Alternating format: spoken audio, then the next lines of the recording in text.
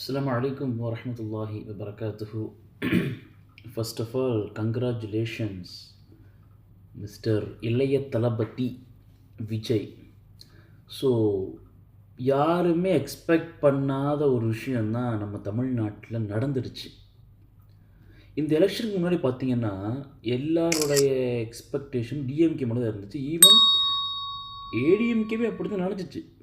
அதனால தான் எடப்பாடி பழனிசாமி அவர் தான் அதிகமான தொகுதிகளை போய் பிரச்சாரம் பண்ணார். இப்படி இருக்கையில் டிவிக்கே வந்துடுச்சு. அது ஃபேன்ஸ் ஓட்டு, அந்த ஓட்டு, இந்த ஓட்டு, வாட் எவர் இட்ஸ் வந்துட்டார். ஆஸ் ஆஃப் நவ் டிவிக்கே தான் இட்ஸ் அ மெஜாரிட்டி. இதில் என்னென்னா, இந்த டிபேட் நடக்கும் தெரியுமா, நியூஸ் சேனலில் மக்கள் மன்றம், மக்கள் அரங்கம், அதே மாதிரி நார்மலாகவே வட்டமேசை மாநாடு, நேருப்பட பேசு, என்னென்னமோ வச்சு நடத்துவாங்கல்ல. இதில் டிவிக்கேவை எல்லா ப்ரெஸ் பீப்புளும் மேக்ஸிமம் எல்லாம் அண்டர்ஸ்டாண்ட் பண்ணாங்க.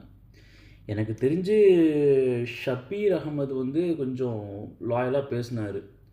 அது மாதிரி கொஞ்சம் இடையில நம்ம ரகுவெல்லாம் பார்த்து டிஎன் ரகு அவரும் கொஞ்சம் ஒரு நார்மலாக பேசினார். ஓவரால் மற்ற எல்லாரும் பார்த்தீங்கன்னா சில பேர் பத்திக்குதான்னு போட்டுட்டு டிஎம்கேக்கு ஃபேவராக பேசுகிறது, ஏடிஎம்கேக்கு ஃபேவராக பேசுகிறது. அதுக்கு பேசாமல் அவங்க அந்த கட்சியோடைய பேரை போட்டே நிம்மதியாக இருந்துடலாம், ரைட்டாக. தனிப்பட்ட முறையில் அவங்களுக்குன்னு சில யூடியூப் சேனலு, ஃபேஸ்புக் பேஜெலாம் வச்சு என்ன பண்ணுவாங்க, டிஎம்கேவுடைய கவர்மெண்ட் பண்ணதை வந்து ப்ரொமோஷன் கொடுக்குறது. ஓகே, டிஎம்கே நல்லது செஞ்சிச்சு. நான் முதல்வன், தமிழ் புதல்வன், அதே மாதிரி இந்த மகளிர் பயணத்துடைய இது, அதுவும் எல்லா மகளிருக்கும் சொல்லிட்டு அப்புறம் ஸ்பெசிஃபிக் ஓகே வாட்டவர் ஏதாவது கொடுத்தாங்க. அப்போ இலவச பேருந்துலாம் இஸ் வெரி இம்பேக்ட், நல்ல ஒரு இம்பேக்டை ஏற்படுத்துச்சு. ஆனாலும் டிஎம்கே ஏன் தோத்துச்சு, இதுதான் கேள்வி. ஸோ டிவிகே வின் பண்ணியிருந்தாலும் கூட டிஎம்கே ஒரு ஒரு ஒரு ஒரு ஒரு காம்படிட்டராக கொஞ்சம் ஈக்குவலாக அல்லது கொஞ்சம் அப்ஸ் டவுனாக வந்திருக்கணும். எம்கேஎஸ்சி தோத்துட்டார், ரைட். ஏன் டிஎம்கே வந்து தோத்துச்சு, என்ன காரணம்? டிவிக்கேயோட Vijay fan, he has very big fan, Vijay has. அதை யார் நம்ம வந்து மறுக்கலாம் இல்லை. ஆனாலும் கரண்ட் பார்ட்டி கிட்டத்தட்ட 70 ஆண்டு காலம் பாரம்பரிய கட்சி, பழந்துன்னு குட்டை போட்டவங்க தான் அவங்க அதில் எல்லா இடங்களையும் இருப்பாங்க டிஎம்கே. ஆனாலும் ஏன் தோத்துச்சு? இங்கே டிவிக்கே ஜெயிக்க ஒரு பக்கம், டிஎம்கே தோத்துச்சு. என்ன காரணம் தெரியுமா? அட்வர்டைஸ்மெண்ட் கவர்மெண்ட் தான் நடந்துச்சு. எம்கே ஸ்டாலினுக்கு உண்மையிலேயே வந்து நல்ல ஹோப் இருக்கலாம், நல்ல ஒரு எண்ணம் இருந்திருக்கலாம், மக்களுக்கு நல்லது செய்யணுங்கிற ஒரு தாட் இருந்திருக்கலாம். டிஎம்கேயோட ஹிஸ்ட்ரியில் 2வது தடவையாக கண்டினியூஸாக வந்து முதலமைச்சராக ஆனது ஜெயிச்சது கிடையாது. அப்படி இருக்கும்போது அந்த ரெக்கார்டை பீட் பண்ணுங்கிற எண்ணம் இருந்திருக்கலாம், நிறையா செஞ்சுருக்கலாம். ஆனாலும் இந்த பக்கம் இந்த திட்டங்களை ஃபுல்லாக அனௌன்ஸ் பண்ணுறது, சில திட்டங்களை கொடுக்கறது போக இருந்தாலும் இந்த பக்கம் நிறைய பிரச்சனைகள் நடந்துச்சு தமிழ்நாட்டில். வேங்கை வயல்னு ஒரு பிரச்சனை. வேங்கை வயல் பிரச்சனை ஒரு தனிப்பட்ட ஒரு ப்ரைவேட் ஒரு யூடியூப் சேனல், சேனலுடைய என்ன பண்ணுறாங்க, அவங்க இந்த மாதிரி லைக் நாம் தமிழர் கட்சியிலேருந்து கூப்பிட்றாங்க, டிஎம்கேலேருந்து கூப்பிட்றாங்க, டிவிகேலேருந்து வர்றாங்க. இப்படி ஒரு இந்த யாரெல்லாம் எலெக்ஷனில் கண்டக்ட் பண்ணாங்களோ அவங்களோட முக்கியமான ஸ்போக் பர்சனை கூப்பிட்டு, ஸ்போக் பர்சன் கிடையாது, ரொம்ப ஒரு ஹை ப்ரொஃபைலில் இருக்கக்கூடியவங்களை கூப்பிட்டு பேசுகிறாங்க. அதில் டிஎம்கே சார்பாக ஒருத்தர் இருந்தார். அவர் நல்ல மனுஷன், நல்லா இந்த பாசியத்துக்கு எதிராக பேசுவாருங்கிறத தாண்டி அவர்கிட்ட கேட்குறாங்க, சமூக நீதி டிஎம்கே பேசுது, ஏன் வேங்க வயலுக்கு சிஎம் போகலை அப்படின்னு கேட்டால், அவர் டிஎம்கே சார்பாக பேச வந்துருன்னு கேட்குறாரு. ஏன் மணிப்பூருக்கு ஏன் பிரதமர் போலன்னு கேட்குறாரு. சார், மணிப்பூருக்கு பிரதமர் போலங்கிறது ஓகே, தப்பு தான், யாரும் இதெல்லாம் பண்ணல. ஆனால் அவங்க தப்புங்கிறனால தான் நம்ம அவங்க அகேன்ஸ்டாக நிற்கிறோம். பிஜேபி இஸ் பாசிஸ்ட் பிரச்சனை இதை தான் கொண்டு வருது அப்படிங்கிறனால தான் நம்ம வந்துட்டு அவங்க ஆளுகிற ஸ்டேட்டில் ஃபுல்லாமே அந்த மாதிரி ஒரு கரப்ஷனாக இருக்குது, பாலியல் பிரச்சனையாக இருக்குது, முஸ்லீம்களுக்கு பிரச்சனையாக இருக்குது, சிறுபான்மை மக்களுக்கு தொந்தரவாக இருக்குதுங்கிறது நம்ம தானே எக்ஸ்போஸ் பண்ணுறோம். இப்போ வேங்கவேலுக்கு வந்து எம்கேஎஸோ இல்லை அவர் தான் போயிருந்துருக்கணும். அவர் பீரியட் நடக்குது. வேங்கையலுடைய பிரச்சனைலாம் நினச்சே பார்க்க முடியாது. அப்போ எங்கே போய் சமூக நீதி, லாக்அப் டெத்து, அண்ணா யூனிவர்சிட்டி இஷ்யூ, அது மாதிரி ஒரு ஒரு ஒரு ஒரு பொலிட்டிக் மீட்டிங்கில் வந்து லேடிஸ் போலீஸ்ட்டு மிஸ்பிஹேவ் பண்ணுறது, இந்த மாதிரி சில அந்த பாலியல் விவகாரங்கள்லாம் ஆளுங்கட்சியில் இருக்கும் பொழுது நடக்குது, அல்லது ஆளுங்கட்சியினுடைய சார்ந்த சில பேர் நடந்த இன்வால்வ் இருக்கிறாங்க. இந்த மாதிரிலாம் ஒரு நியூஸ் வாய்க்கு வரும்போது அதில் நடவடிக்கை எடுக்க வேண்டியது. ஈவன் அமைச்சர் பொன்முடி வந்து என்ன பேசியிருந்தார் கேட்டால், கட்சி பாலிருந்து இப்படி கவர்னர் பதவியா கட்சி பதவி? அப்போ கண்டிப்பாக ஐபியிலிருந்து சிஎம்க்கு போலீஸுங்கிறது சிஎம்முடைய கண்ட்ரோல் இருக்கக்கூடியது. ஐபியிலிருந்து கண்டிப்பாக ரிப்போர்ட்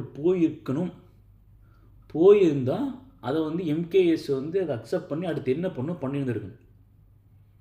பட் ஓவரால் டெல்லினே கொண்டு போய் ஜெயிச்சதான் நினச்சாங்க. பட் தம்ஸ் அப்பாக வேண்டியது தம்ஸ் டவுன் ஆயிடுச்சு.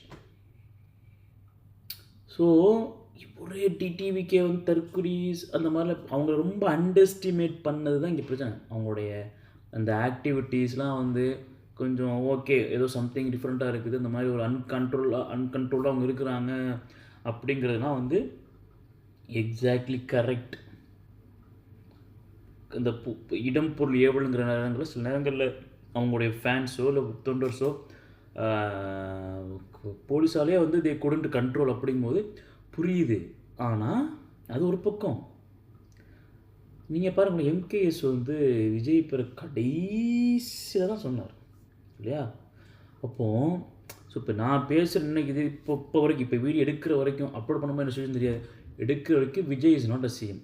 பட் 5%, 10%, என்ன 15, மேக்ஸிமம் 20, 2 மலை டிஎம்கே முடிச்சு விட்டு தனியாக ஒருத்தர் நின்ட்டான்.